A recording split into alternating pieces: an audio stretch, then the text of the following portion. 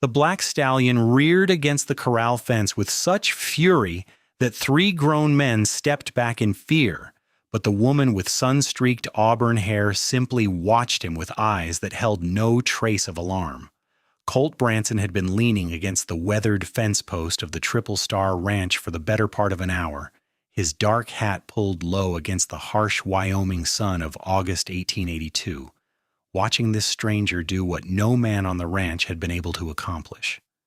She stood in the center of the corral, her simple cotton dress dusty at the hem, her sleeves rolled up to her elbows, and she made no sudden movements as the wild stallion circled her with flared nostrils and rolling eyes.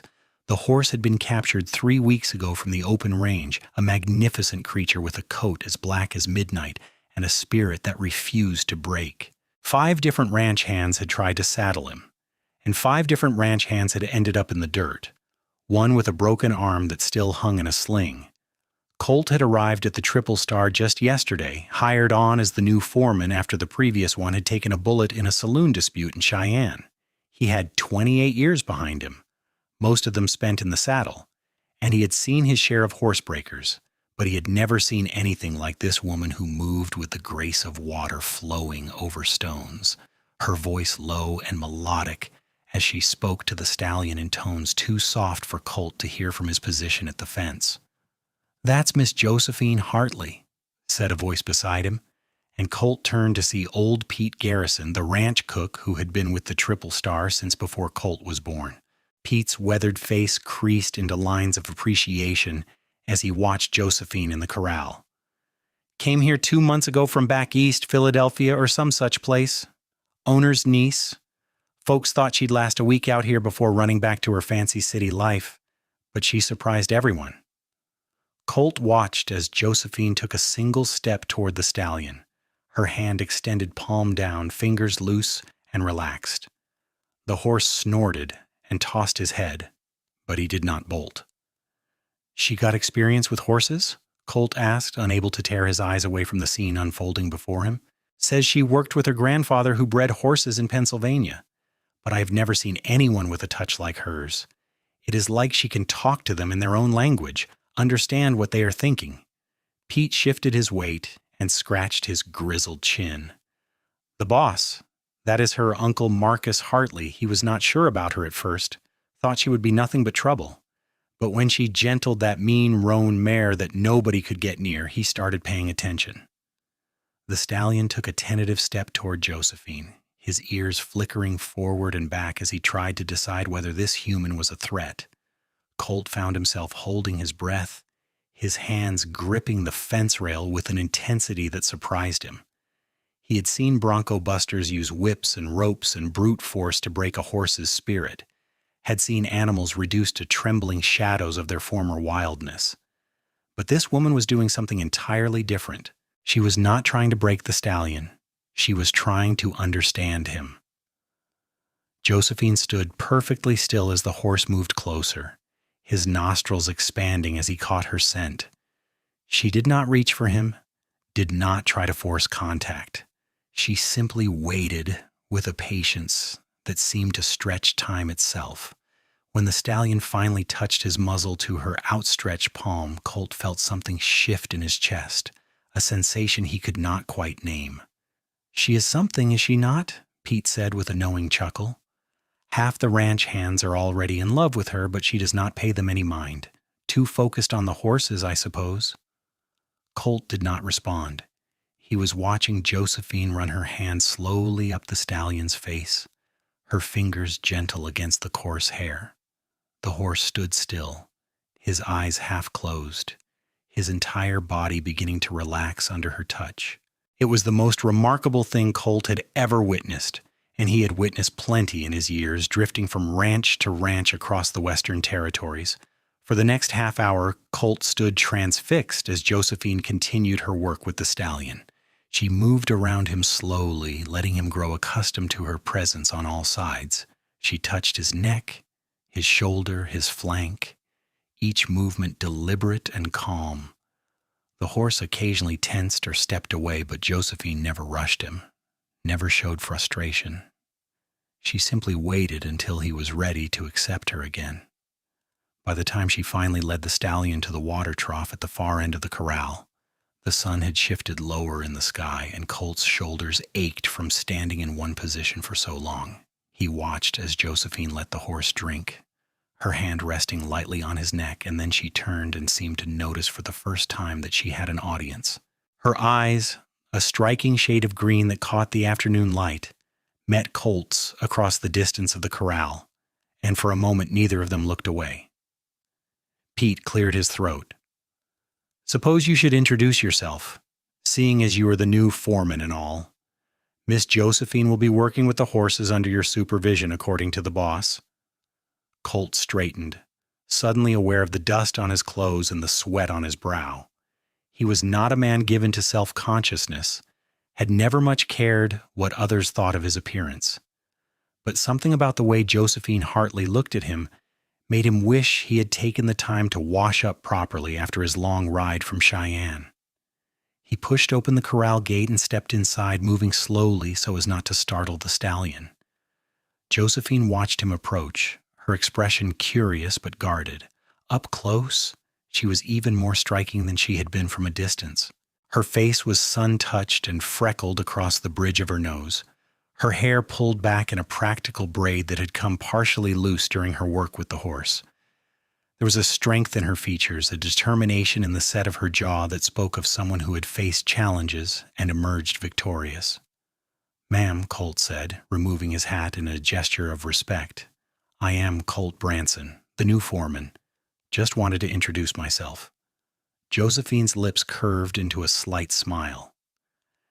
"Mr. Branson, I heard my uncle hired someone new after Sam Mitchell's unfortunate incident. Welcome to the Triple Star." Her voice had a cultured quality to it, refined vowels that marked her Eastern upbringing, but there was warmth beneath the formality. "I was watching you work with this fellow," Colt said, gesturing to the stallion who now stood calmly beside Josephine, his head lowered and relaxed. "That was the most impressive thing I have seen in a long time. How did you learn to do that?" Something flickered in Josephine's eyes, a shadow of memory that might have been painful. "My grandfather taught me. He believed that horses were not meant to be broken, but rather understood. He said that every horse has a language of movement and breath and energy, and if you learn to speak that language, you can reach even the wildest spirit." "He sounds like a wise man." He was. Josephine's hand stroked the stallion's neck in a gesture that seemed unconscious, born of deep habit. "He passed away 3 years ago, left me his knowledge but not much else. My father, his son, did not approve of my spending time in the stables. He thought it was unladylike and inappropriate for someone of my station." She said the last words with a hint of bitterness that told Colt there was more to that story. "So you came out here to Wyoming?" "My Uncle Marcus is my mother's brother. When I wrote to him explaining my situation, he offered me a place here. I think he believed I would help with the household, maybe do some cooking and mending, but I made it clear from the start that I came here to work with the horses." Josephine met Colt's eyes directly, and he saw challenge there, as if she expected him to object or dismiss her abilities. Colt replaced his hat on his head and nodded slowly. "Well, Miss Hartley, if you can gentle horses the way I just saw, then I would be a fool to stand in your way. This ranch needs all the skilled hands it can get, regardless of whether those hands belong to a man or a woman." The tension in Josephine's shoulders eased slightly and her smile widened. "I appreciate that, Mr. Branson. I have found that not all men share your enlightened view." "Call me Colt. And I'm not enlightened, just practical. I care about results, and you clearly get them." He glanced at the stallion. "What are you going to do with him next?" "Give him time to process what happened today. Tomorrow I will come back and we will work together again. In a few days he will accept a halter. In a week, perhaps, a blanket on his back. In 2 weeks, a saddle. But I will not rush him. The fastest way to break a horse's spirit is to move faster than he can handle." Colt found himself nodding in agreement, impressed by her methodology. Most of the horse breakers he had known were interested in speed above all else, wanting to get a horse under saddle and earning its keep as quickly as possible. But Josephine's approach, while slower, would result in a horse that was truly willing rather than simply beaten into submission. "I would like to watch you work, if you do not mind," Colt said, the words coming out before he had fully thought them through. "I could learn something from your methods." Josephine studied him for a long moment, her green eyes searching his face as if trying to determine whether he was sincere or merely patronizing her. Whatever she saw must have satisfied her, because she nodded. "I do not mind an audience as long as you remain quiet and still. Horses are very sensitive to energy, and if you bring tension or impatience into the corral, they will feel it." "I can do that." "Then you are welcome to watch Colt." The way she said his name, with careful pronunciation and a slight softness to the hard consonants, made something warm unfurl in his chest. They walked together back to the corral gate, Josephine leaving the stallion to stand freely in the enclosure. Colt noticed that she did not look back at the horse, did not check to see if he was following or watching. She simply trusted that their interaction had been enough for today, that the stallion would remember her kindness and be ready to continue their work tomorrow. As they stepped outside the corral, Marcus Hartley approached from the direction of the main house. He was a broad-shouldered man in his middle 50s with silver threading through his dark hair and lines of weather and worry etched deeply into his face. He owned the Triple Star Ranch along with his business partner, a wealthy investor back in St. Louis who rarely visited the property. Marcus had built the ranch from nothing over the past 20 years, and it showed in every aspect of the well-maintained buildings and healthy livestock. "Colt, I see you have met my niece," Marcus said, his voice carrying the rough edges of a man who spent most of his time outdoors. "Josephine, I trust our new foreman introduced himself properly." "He did, Uncle Marcus, very properly." Josephine's tone held a hint of amusement that suggested she found the formalities of introduction somewhat ridiculous given the casual nature of ranch life. Marcus turned his attention to the stallion in the corral. "I saw what you did with that devil horse, Josie. Remarkable as always. I have half a mind to let you handle all the new captures. You have a gift." "It is not a gift, Uncle. It is simply patience and observation." But Josephine looked pleased by the compliment nonetheless. "Well, whatever it is valuable. Colt, I want you to work with Josephine on organizing our horse training program. We have been doing things haphazardly for too long, letting each ranch hand handle it their own way. I want a system, something consistent that produces reliable result to call." Marcus crossed his arms over his chest, his expression serious. "Can you two work together on that?" Colt glanced at Josephine, who met his gaze with an expression of cautious optimism. "I believe we can, sir. Miss Hartley clearly knows what she is doing, and I am willing to learn." "Good. I will leave you to sort out the details." Marcus clapped Colt on the shoulder. "Supper is at 6 in the main house. You are both expected." He strode away toward the barn, his boots kicking up small clouds of dust with each step. Josephine watched her uncle go, then turned back to Colt. "He means well, but he has a tendency to volunteer my time without asking me first. If you already have ideas about how the horse training should be done, I will understand. I do not want to step on your authority as foreman." "Miss Hartley, Josephine," Colt said, catching himself using her formal name. "I've been working ranches since I was 14 years old. I have seen a lot of methods, some good and many bad. But what you did with that stallion today, that was something special. I would be honored to learn from you and to help you develop a training program based on your approach." The last rays of sunlight caught in Josephine's hair, turning the auburn strands to fire. She smiled at him with genuine warmth. "Thank you, Colt. That means more than you might realize. Most men find it difficult to take instruction from a woman, especially when it comes to horses. They seem to think that only masculine strength and dominance can control an animal. Strength has its place, but understanding is more powerful in the long run." Colt found himself wanting to continue the conversation, wanting to know more about this remarkable woman who had traveled across the country to pursue her passion for horses. But the sun was sinking lower, and there were evening chores to be done. "I should get settled in the bunkhouse and see to my own horse. But I will see you at supper?" "You will." Josephine glanced back at the stallion one more time, her expression tender. "I should go clean up. I imagine I look like I have been rolling in the dirt." Colt thought she looked beautiful, dust and all, but he kept that observation to himself. Until supper, then. He watched her walk toward the main house, her stride confident and purposeful despite the long skirts that must have been cumbersome in the heat. Then he turned and headed for the bunkhouse, his mind already churning with thoughts of horse training programs and green-eyed women who could gentle wild stallions with nothing but patience and understanding. The bunkhouse was a long, low building with a dozen narrow beds lined up along the walls. Most of the ranch hands were still out working, but a few older men sat playing cards at a rough-hewn table near the pot-bellied stove that would be essential come winter. They looked up as Colt entered, their expressions ranging from curious to guarded. "You must be the new foreman," said a leathery man with a scar across his left cheek. "Name's Dutch Henderson. Been here 8 years." Colt shook his hand, noting the firm grip and the calluses that spoke of hard work. "Colt Branson, pleased to meet you." The introductions continued around the table, names and faces that Colt filed away in his memory. These were the men he would be supervising, the men whose respect he would need to earn if he wanted to be effective in his new position. He had done it before at other ranches, knew the delicate balance of authority and camaraderie that made a good foreman. "We hear you were watching Miss Josephine work with that black devil," Dutch said, dealing another hand of cards. "What did you think?" Colt chose his words carefully. "I think she knows what she is doing. Your boss wants us to develop a training program together." One of the younger hands, a kid who could not have been more than 19, snorted. "A training program, that is rich. Next thing you know, she'll have us all talking sweet to the horses and feeding them sugar cubes."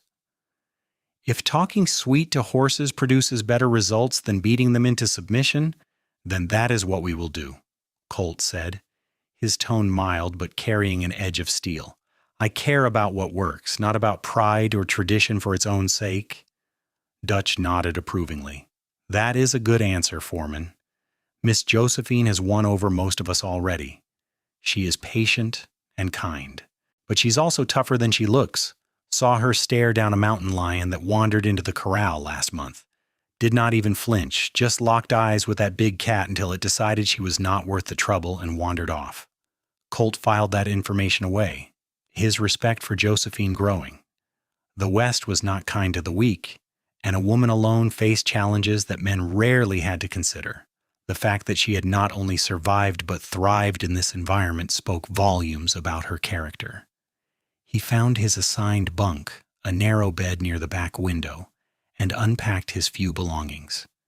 Everything he owned fit into 2 saddlebags and a bedroll, the accumulated possessions of a man who had spent most of his adult life drifting from place to place.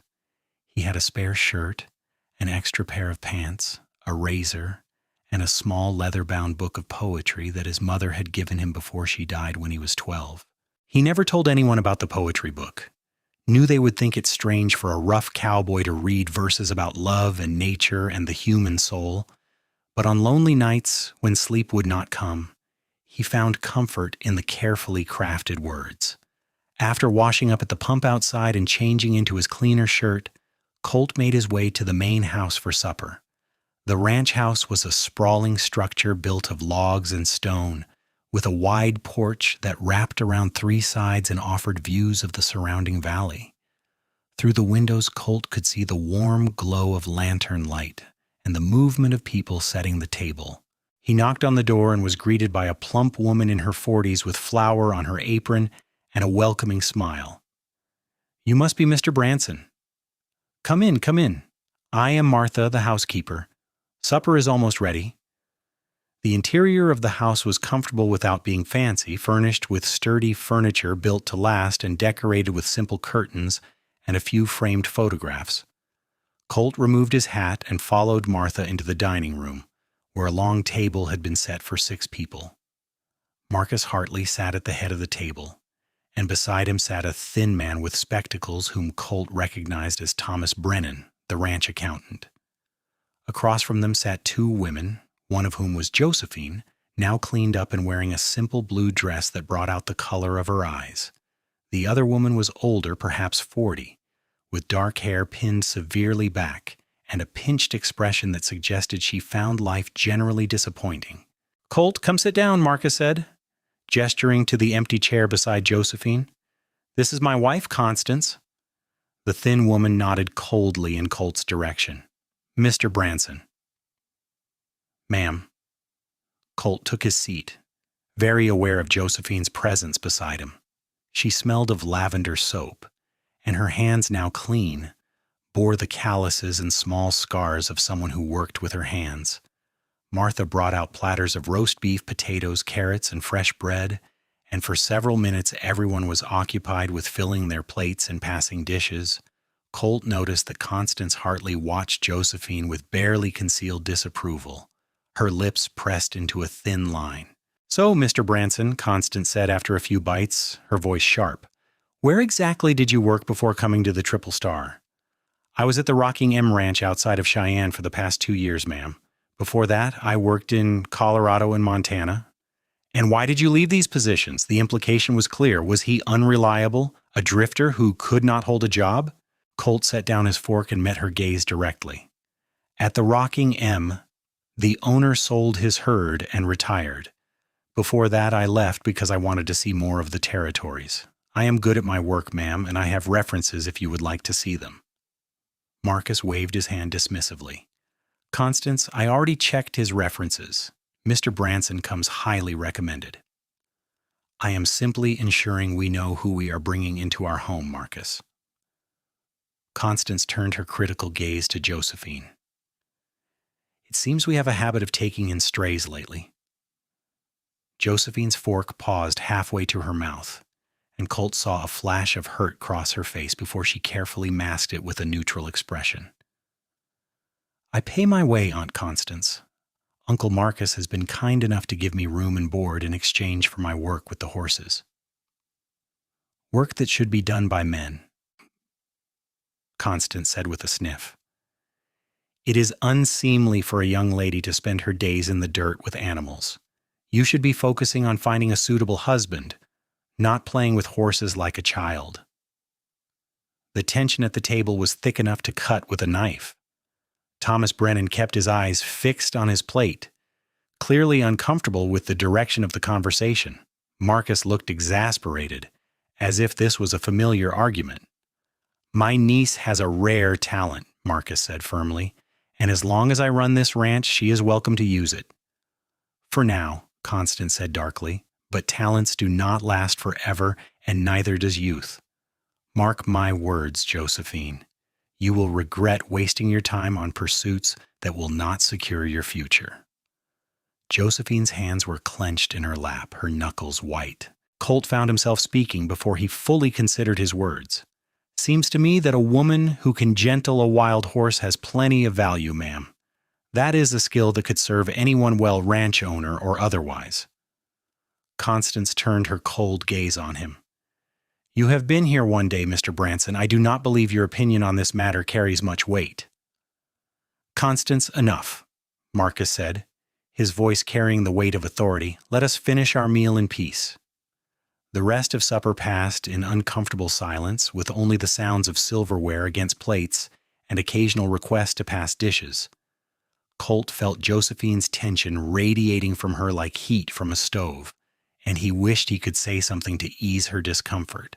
But anything he said would only make the situation worse, would only give Constance more ammunition for her obvious disapproval of her niece. When the meal finally ended, Josephine excused herself quickly and fled toward the stairs that led to the second floor. Marcus sighed heavily and pushed back from the table. Colt, walk with me. I need to check on the livestock in the south pasture. Grateful for an excuse to leave the oppressive atmosphere of the house, Colt followed Marcus out into the cool evening air. The sun had fully set now, and the sky was beginning to fill with stars, thousands of them scattered across the darkness like diamond dust. They walked in silence for several minutes before Marcus spoke. My wife does not approve of Josephine. She believes a woman's place is in the home, not working alongside men. I am afraid she makes life difficult for my niece. Why does she stay if things are so uncomfortable? Colt asked. Marcus stopped and leaned against a fence rail, looking out over the dark shapes of cattle grazing in the distance. Because she has nowhere else to go. Her father cut her off completely when she refused to marry the man he chose for her, some banker twice her age with money and connections. Josephine chose freedom and poverty over security and misery. I admire her for that, even if my wife does not. She is remarkable, Colt said, then immediately worried he had revealed too much. But Marcus only smiled. She is indeed.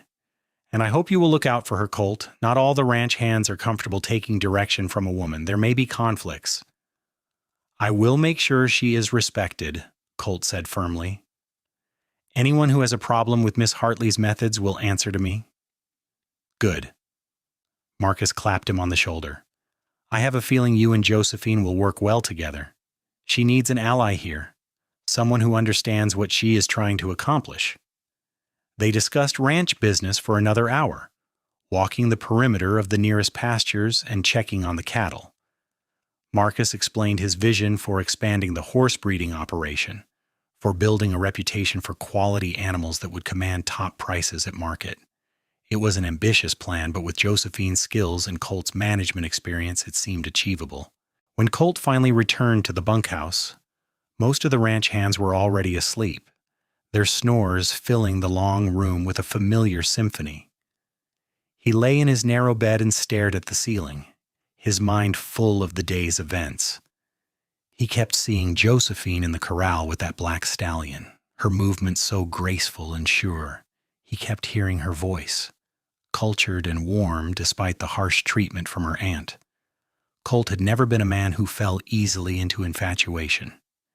He had known plenty of women in his travels, some briefly and some for longer stretches, but none had ever captured his attention the way Josephine Hartley had in just a few short hours. There was something about her combination of strength and gentleness, of determination and vulnerability that called to something deep inside him. He told himself he was being foolish. She was the boss's niece, educated and refined, far above a drifting cowboy with no prospects beyond his next paycheck. She probably saw him as just another ranch hand, useful for his knowledge, but not someone she would ever consider as anything more. But even as he thought it, Colt remembered the way she had looked at him in the corral, with those striking green eyes that seemed to see deeper than surface appearances. He remembered the way she had smiled when he said he wanted to learn from her, the genuine warmth that had transformed her face. With a sigh, Colt rolled onto his side and closed his eyes, willing sleep to come. Tomorrow would be another long day, and he needed to be sharp. But as he drifted off, his last conscious thought was of auburn hair catching the sunlight and a voice that spoke to wild things in their own language. The next morning dawned clear and bright, with the promise of another hot August day. Colt was up before sunrise, as was his habit, and he helped with the early chores of feeding livestock and checking water troughs. By the time the sun had fully risen, he was standing at the corral fence, watching as Josephine approached from the house. She wore the same practical cotton dress from yesterday, her hair once again in a loose braid. She carried a bucket that sloshed with water and a cloth bag slung over her shoulder. When she saw Colt waiting, her face brightened with a smile that made his heart beat faster. "Good morning," she called out. "I did not expect you to be here so early." "I wanted to see how you work from the beginning," Colt said. "If I'm going to help develop this training program, I need to understand every step." Josephine set down her bucket and regarded him thoughtfully. "Most people find it boring to watch. Much of what I do is simply standing and waiting." "I do not think I will find it boring." Something flickered in her expression, a quick flash of pleasure before she turned her attention to the corral. The black stallion stood at the far end, his head raised and alert. He watched Josephine with recognition, his ears forward with interest rather than fear. "He remembers you," Colt observed. "Horses have excellent memories. That is why it is so important to build trust from the very beginning. One bad experience can create a lasting fear." Josephine opened the corral gate and stepped inside, moving with the same unhurried grace Colt had admired yesterday.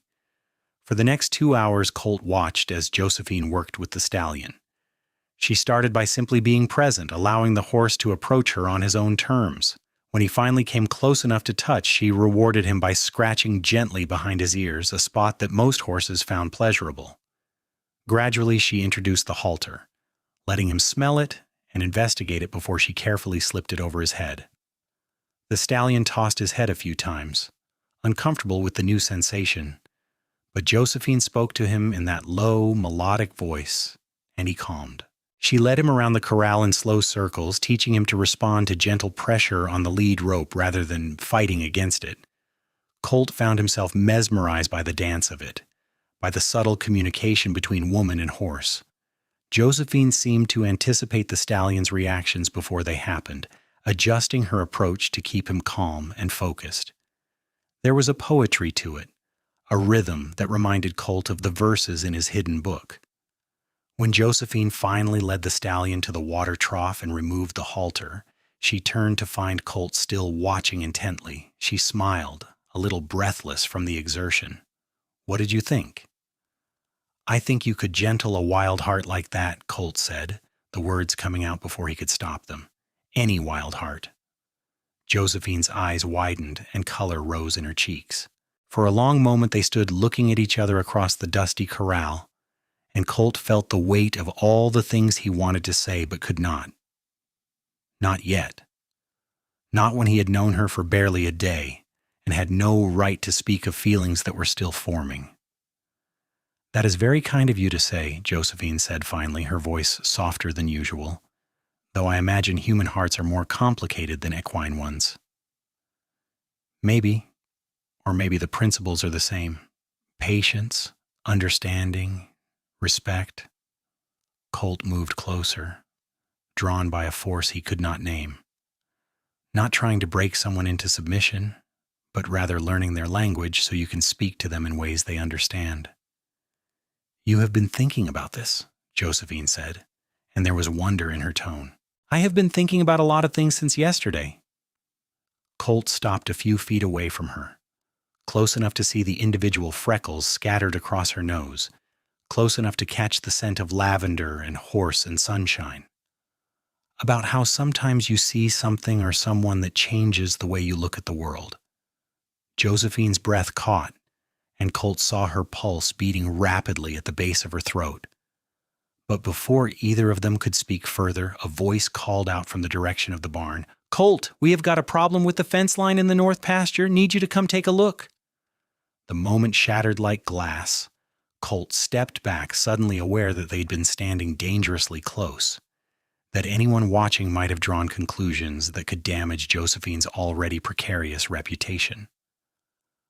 "I should go," he said reluctantly. "Of course." Josephine turned away, but not before Colt saw the mixture of relief and disappointment on her face. "I will continue working with the horses." Colt spent the rest of the morning dealing with the fence repair, but his mind kept wandering back to the corral, to green eyes and auburn hair and words that had almost been spoken. He told himself to be careful, to remember his place as an employee and her position as the owner's niece, but his heart refused to listen to reason. Over the following weeks, a routine developed. Each morning, Colt would watch Josephine work with the horses, taking notes on her methods and asking questions about her approach. She proved to be an excellent teacher, explaining the reasoning behind each step and demonstrating how to read a horse's body language. Under her guidance, Colt began to work with some of the gentler horses himself, applying her patient techniques with surprising success. The ranch hands gradually came around to Josephine's methods when they saw the results. Horses trained her way were calmer, more reliable, and formed stronger bonds with their riders. Even the young hand who had scoffed at talking sweet to horses admitted that Miss Hartley knew what she was doing. But as Colt and Josephine worked together day after day, something else was developing alongside the horse training program. It started with small things, glances that lasted a moment too long, hands that brushed accidentally when passing a lead rope, conversations that stretched into the evening hours long after the work was done. They talked about everything, their childhoods, their dreams, their fears, the experiences that had shaped them into the people they were. Colt learned that Josephine had a wicked sense of humor beneath her refined exterior, that she could make him laugh with dry observations about the pretensions of Philadelphia society. He learned that she loved to read, particularly adventure stories about explorers discovering new lands, and that she had taught herself to play the piano by practicing late at night when her father was out at his gentleman's club. Josephine learned that Colt had been orphaned at 14 when his mother died of fever, and his father, unable to cope with the loss, had drunk himself to death within a year. She learned that he had educated himself by reading every book he could get his hands on, that he wrote poetry sometimes, though he never showed it to anyone, that he dreamed of someday having his own small ranch where he could raise horses using humane methods. They became friends first, genuine friends, who respected and admired each other.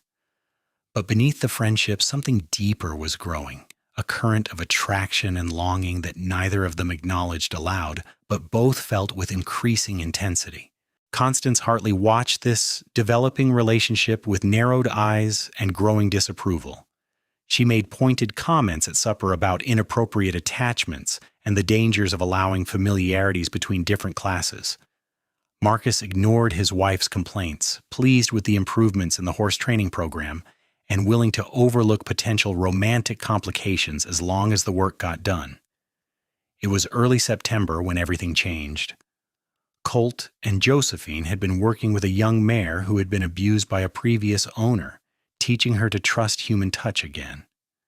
It was slow, delicate work that required endless patience, and Josephine had been particularly quiet that day, her usual enthusiasm dampened by something Colt could not identify.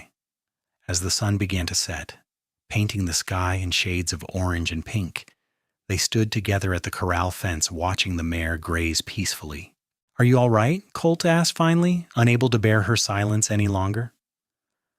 Josephine was quiet for a long moment before she spoke. "I received a letter from my father today.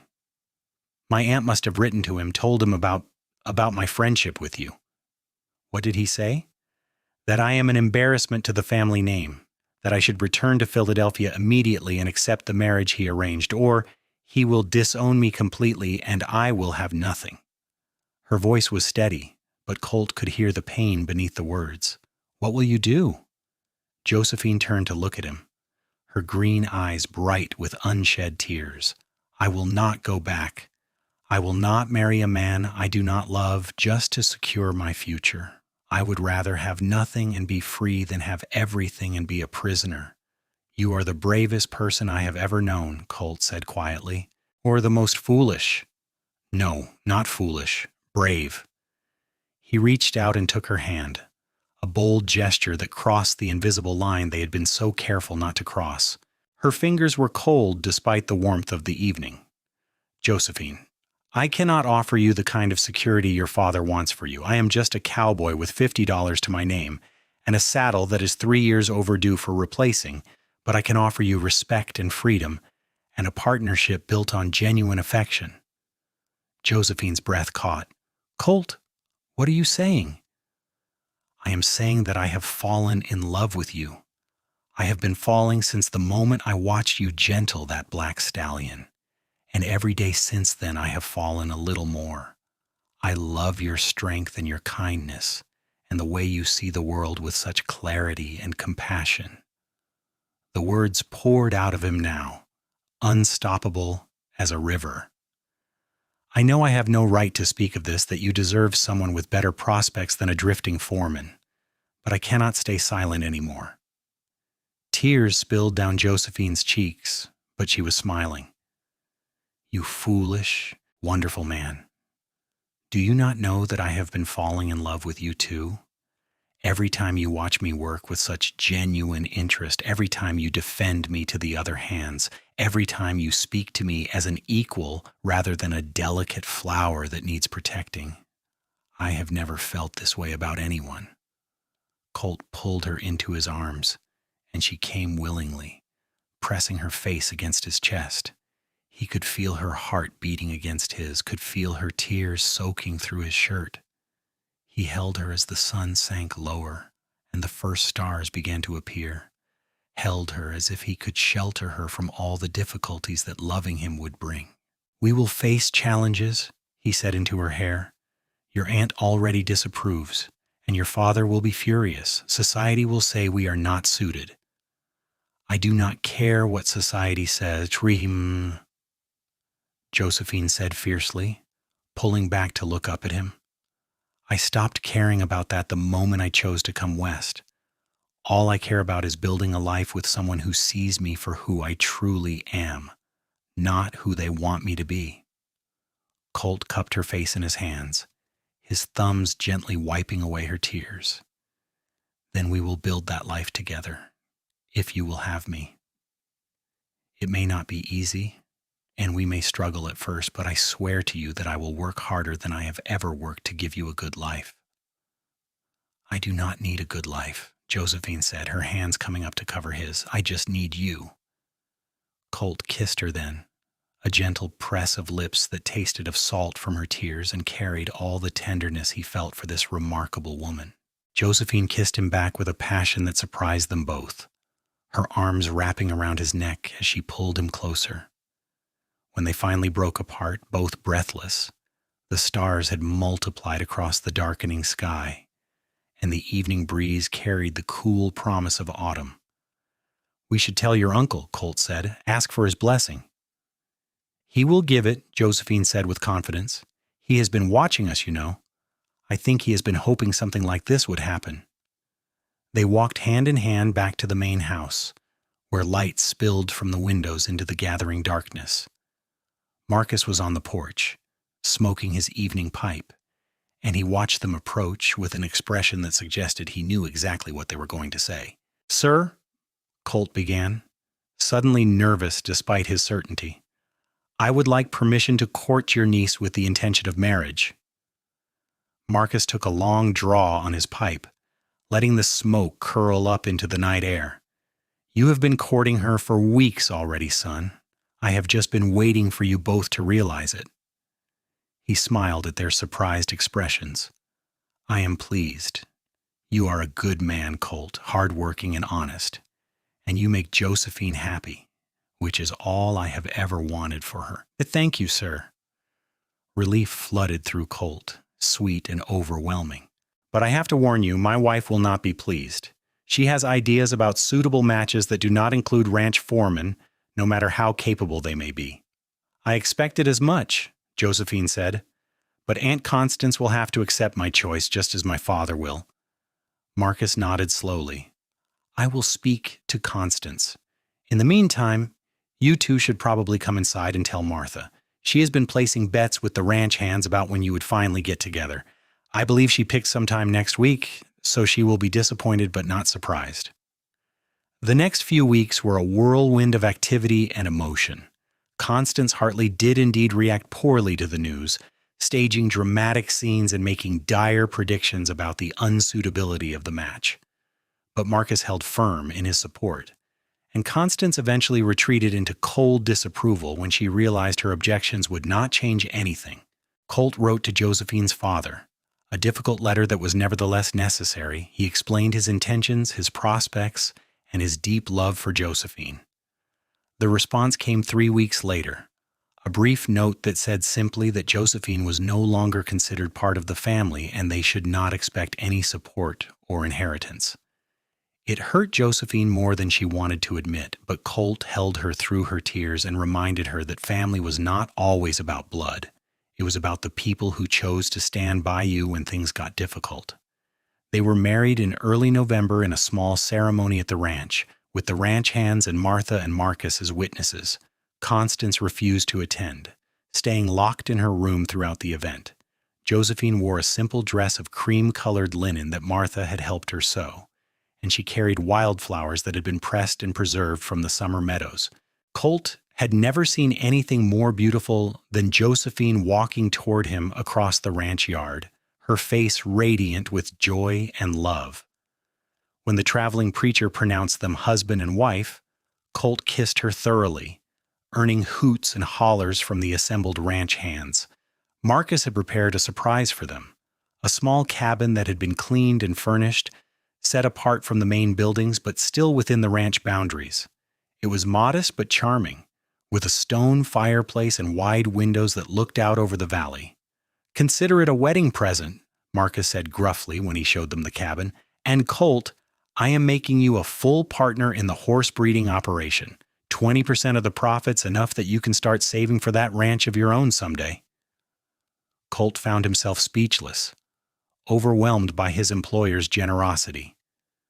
Josephine threw her arms around her uncle, thanking him with tears streaming down her face. Their wedding night was tender and passionate, a coming together of two souls that had recognized each other from the first moment. Colt took his time exploring every inch of his wife, learning the landscape of her body with the same patient attention she had taught him to use with horses. Josephine proved to be an enthusiastic and curious partner, and they laughed together at their fumbling moments even as they discovered the profound joy of physical intimacy. In the morning, lying tangled together in the narrow bed, Colt traced idle patterns on Josephine's bare shoulder and marveled at how his life had changed in just 3 months. He had come to the Triple Star Ranch expecting nothing more than a job and a place to sleep. Instead, he had found purpose, partnership, and a love that felt like coming home. "What are you thinking about?" Josephine asked sleepily, her head resting on his chest. "About how I watched you gentle a wild stallion, and I thought you could gentle my heart like that. And you did, though not in the way I expected." Josephine propped herself up on her elbow to look at him, her hair falling in messy waves around her face. "How so?" "I thought gentling meant taming, making something wild into something docile. But that is not what you did with that horse, and it is not what you did with me. You did not tame me or change who I am. You just helped me trust again, helped me believe that opening my heart would not lead to more loss and pain." He tucked a strand of hair behind her ear. "You gentled all the broken, scared parts of me and made me whole." "We made each other whole," Josephine said, kissing him softly. "That is what love does when it is real. It does not diminish. It expands. It does not confine. It liberates." They spent the winter months settling into married life and continuing their work with the horses. The training program they developed together gained a reputation throughout Wyoming and beyond. Ranchers came from hundreds of miles away to purchase horses trained the Branson way, as it came to be known, and the Triple Star's breeding operation flourished. Josephine discovered she was pregnant in March, and the news filled their little cabin with joy. Colt became ridiculously protective, worrying about every physical task Josephine performed. But she laughed at his concerns and continued working with the horses, though she adjusted her methods to avoid any risks. Their son was born in November of 1883, a healthy baby boy with his mother's green eyes and his father's dark hair. They named him Samuel, after Colt's father, giving that name a new and happier association. Colt held his son for the first time with tears streaming down his face, overwhelmed by the fierce love that gripped his heart. Josephine proved to be a natural mother, patient and loving but also practical. She refused to be confined to the house, as Constance insisted was proper, instead carrying Samuel in a sling against her chest as she went about her work with the horses. The baby seemed to find the rhythm of the ranch soothing, often falling asleep to the sounds of horses nickering and cattle lowing. Marcus doted on his great-nephew, spending hours rocking the baby and telling him stories about the early days of the ranch. Even Constance softened slightly when Samuel smiled at her one morning, though she would never fully approve of Josephine's unconventional choices. As Samuel grew into a curious toddler, he showed an early fascination with the horses, just like his mother. Josephine began teaching him about animals as soon as he could walk, showing him how to approach horses gently and read their body language. Colt watched his wife with their son and felt his heart expand with a love so vast it sometimes frightened him with its intensity. The years passed with the steady rhythm of ranch life. They had 2 more children, a daughter named Rose in 1885 and another son named James in 1888. The cabin became too small for their growing family, so Colt built an addition with help from the ranch hands, adding 2 bedrooms and expanding the kitchen. The horse breeding operation continued to thrive, and Colt's partnership profits allowed them to save a substantial amount. By 1890, they had enough to purchase a small ranch of their own, 200 acres nestled in a valley 30 miles from the Triple Star. It was everything Colt had dreamed of: rolling pastures, a creek that ran year-round, and enough land to support a modest herd of horses. Leaving the Triple Star was bittersweet. Marcus had become like a father to both of them, and the ranch hands had become extended family. But Marcus encouraged them to pursue their dream, promising to send business their way and to visit often. They named their ranch the Gentle Wind, a reference to Josephine's patient methods and to the way love had swept through their lives and changed everything. The first few years were difficult, building the operation from nothing and establishing their reputation. But they worked side by side as they had always done, and slowly the ranch began to prosper. Josephine's methods attracted attention from other horse trainers, and she began teaching workshops for those who wanted to learn her humane approach. She became something of a legend in the territory, the woman who could gentle the wildest horses with nothing but patience and understanding. People traveled from across the West to watch her work and to purchase horses trained at the Gentle Wind Ranch. Colt managed the business side of the operation, handling sales and accounts and the practical details that allowed Josephine to focus on what she did best. He also continued training horses himself, having learned so well from his wife that he was nearly as skilled as she was. Together they formed a partnership that was truly equal, each bringing their own strengths to create something greater than either could have achieved alone. Their children grew up wild and free, spending their days riding horses and exploring the ranch. Samuel, serious and observant, showed a gift for training that rivaled his mother's. Rose, spirited and fearless, preferred working cattle and announced at age 10 that she intended to become a rancher herself. James, the baby, was gentle and artistic, preferring to sketch the horses rather than ride them, but he loved the ranch life nonetheless. The black stallion that had brought Colt and Josephine together lived out his days at the Gentle Wind Ranch, a pampered patriarch who sired many foals and always responded to Josephine's voice with a soft nicker of recognition. When he died peacefully in his sleep at the age of 23, they buried him on a hill overlooking the valley and planted a tree over his grave. Years turned into decades. Colt's hair went gray at the temples, and Josephine's auburn began to silver. But their love never dimmed. If anything, it deepened with time, growing roots that reached down into the foundation of their lives together. They weathered challenges, drought years when the grass turned brown and they had to sell off stock to survive, a winter so harsh that they lost half their herd, the death of Marcus in 1895 that left them both grieving. But they faced each difficulty together, drawing strength from their partnership. On their 20th wedding anniversary, Colt took Josephine back to the Triple Star Ranch, where the original corral still stood. They walked together to the fence where he had first watched her gentle that wild stallion, where he had first fallen in love. "Do you remember what I said that day?" Colt asked, his arm around her waist. "You said I could gentle your heart," Josephine replied, leaning into him. "And I did, though you gentled mine just as much. I have loved you every day since then. Even on the days when we fought or struggled or did not understand each other, I loved you. You are the best decision I ever made." Josephine turned in his arms, her face tilted up to his.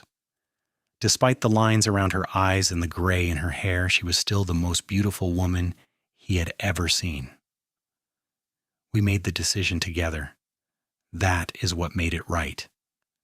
They kissed there in the twilight, two people who had built a life based on mutual respect and unwavering love, who had proven that the best partnerships are those where both people are allowed to be fully themselves. Samuel took over most of the day-to-day operations of the Gentle Wind Ranch as Colt and Josephine moved into their 60s, but they never fully retired. Josephine continued working with particularly challenging horses, her touch still magic, even as her body grew older and less resilient. Colt handled the administrative work and served as an advisor to their son, Rose married a neighboring rancher and started her own operation, implementing her mother's training methods with great success. James moved to Denver to pursue art, but he returned home often, bringing his paintings of the ranch that captured the beauty of the land they all loved. Grandchildren arrived, filling the ranch with new energy and laughter. Colt and Josephine delighted in teaching them about horses, passing on the knowledge and methods that had shaped their lives. They told stories about the early days, about wild stallions and patient gentling, about finding love in unexpected places. On a warm afternoon in May of 1912, Colt sat on the porch of their ranch house watching Josephine work with a young filly in the corral. She moved more slowly now, her joints stiff with age. But the connection between her and the horse was as strong as ever. The filly followed her like a puppy, responding to the slightest gesture or word. Colt felt his heart swell with the same love he had felt 30 years ago, the same wonder at this woman's extraordinary gift. She had gentled his wild heart, had taught him to trust and to hope, had given him a life beyond his wildest dreams. Josephine finished her session and walked back to the porch, slightly out of breath but smiling. She sat beside Colt in the chair he had built for her, taking his weathered hand in hers. "What were you thinking about?" she asked, as she had asked 1,000 times over the years. "About how blessed I am. About how one August afternoon changed the entire course of my life. About how I watched you gentle a wild stallion and knew I was seeing something extraordinary." "It was not the stallion that was extraordinary," Josephine said softly. "It was finding someone who understood what I was trying to do, who valued gentleness over force and patience over speed. It was finding you." They sat together in comfortable silence, watching the sun paint the sky in shades of gold and rose. Around them, the ranch hummed with life, horses grazing in pastures, cattle moving slowly toward the water troughs, their grandchildren playing near the barn. It was a good life, built on hard work and mutual respect and a love that had only grown stronger with time. Colt thought about the drifting cowboy he had been when he arrived at the Triple Star Ranch, a man with no roots and no real hope for the future. He thought about how Josephine had seen past his rough exterior to the lonely heart beneath, how she had gentled all his fears and doubts with the same patient understanding she gave to horses. "I love you," he said, words that had become a daily ritual but never lost their meaning. "I love you," Josephine replied, squeezing his hand, "for all the days we have had and all the days still to come." As the sun set over the Gentle Wind Ranch, Colt Branson held his wife's hand and knew that he was the richest man in Wyoming, not in money or land or material possessions, but in the things that truly mattered. Love that had withstood the test of time, family that filled his life with joy, and a partnership that had proven that gentleness and understanding could indeed tame even the wildest of hearts. Their story became part of ranch legend, told and retold by their children and grandchildren and great-grandchildren. The tale of how a cowboy watched a woman gentle a wild stallion and knew he had found his future, how he said she could gentle his heart like that, and she did, creating a love that would endure for all their days and echo through the generations that followed. It was a story about patience and trust, about seeing past surface appearances to the true heart beneath. It was about two people who found in each other the perfect partner, who built a life together based on mutual respect and unwavering support. It was a love story in the truest sense, one that proved that the best relationships are not about domination or control, but about understanding and accepting each other exactly as you are. And every time someone at the Gentle Wind Ranch gentled a nervous horse with patient understanding, every time they chose kindness over force, they honored the legacy of Colt and Josephine Branson, two people who had proven that love, like horse training, works best when it comes from a place of respect and genuine care. The years continued to roll by like the seasons, bringing with them the inevitable changes of aging. Colt and Josephine celebrated their 40th anniversary in 1923, surrounded by their children, grandchildren, and even a few great-grandchildren.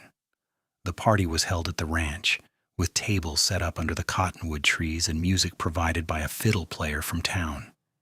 As Colt danced with Josephine under the stars, her head resting on his shoulder, he marveled at how they had made it this far together. They had outlived many of their contemporaries, had survived illnesses and injuries and the general hardships of ranch life. But they had survived together, and that made all the difference. Josephine's health began to decline in her 73rd year. She developed a persistent cough that the doctor said was a weakness in her lungs, common in people who had spent decades working outdoors in all kinds of weather. She fought it with her characteristic determination, refusing to stay inside even when Colt begged her to rest.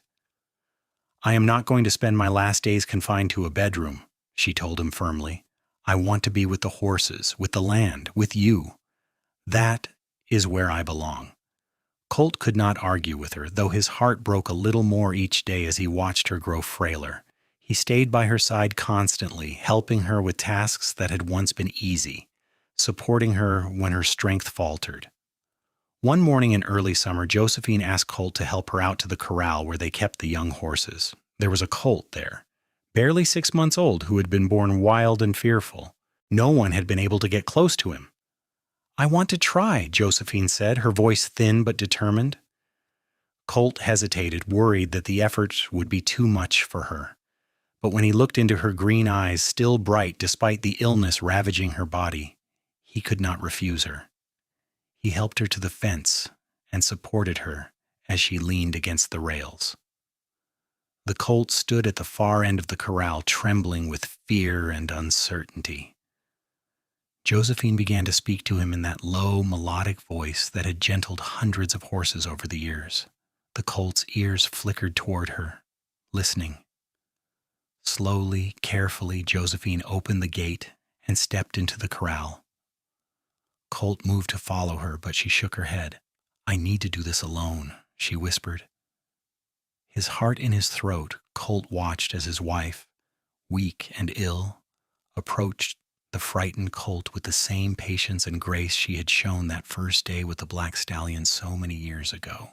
It took nearly an hour, but finally the colt allowed her to touch his muzzle, his eyes soft with trust.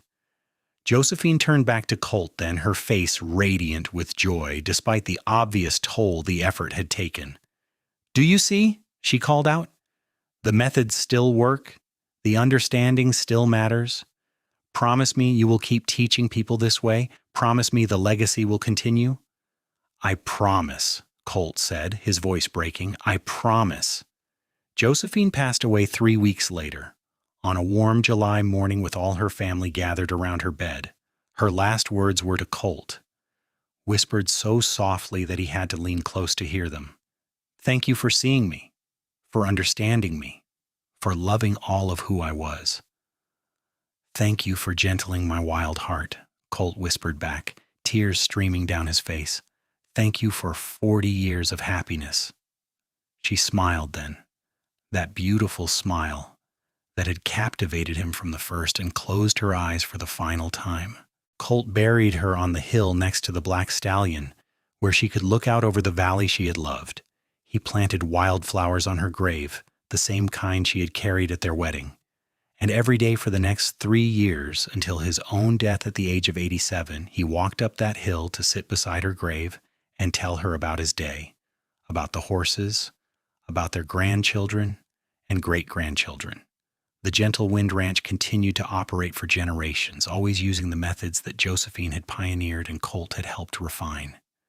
Her techniques were eventually adopted by trainers across the country and around the world, revolutionizing the way people worked with horses. Books were written about her methods, and her name became synonymous with humane horse training. But for those who knew the real story, Josephine Branson was more than just a legendary horse trainer. She was a woman who had chosen freedom over security, who had pursued her passion despite social disapproval, who had loved deeply and been deeply loved in return. She was proof that gentleness could be strength, that understanding could transform lives, that patience could achieve what force never could. And Colt Branson was the man who had recognized her worth from the very first moment, who had supported her dreams and built a life with her based on equal partnership and mutual respect. Together they had created something beautiful and lasting, a love story that would be remembered and retold for as long as people valued the connection between humans and animals, between hearts that find each other against all odds. When Colt died peacefully in his sleep in 1926, he was buried beside Josephine on that hill overlooking the valley. Their graves were marked with simple stones that bore their names and the dates of their lives, but the real monument to their love was everywhere. In the horses trained with patience and understanding, in the ranch that bore witness to their partnership, in the children and grandchildren and great-grandchildren who carried their values forward into the future. The story of how a cowboy watched a woman gentle a wild stallion and knew he had found his destiny became a cherished part of family history told to each new generation as a reminder of what love should be. It was not about possession or control. It was about recognition and respect, about seeing another person truly and loving them for exactly who they are. And every time someone at the Gentle Wind Ranch worked with a nervous horse, every time they chose patience over force and understanding over domination, they honored the memory of Colt and Josephine Branson. Two people who proved that the wildest hearts, whether human or animal, respond best to gentleness. Two people who built a love that lasted a lifetime and created a legacy that would endure forever.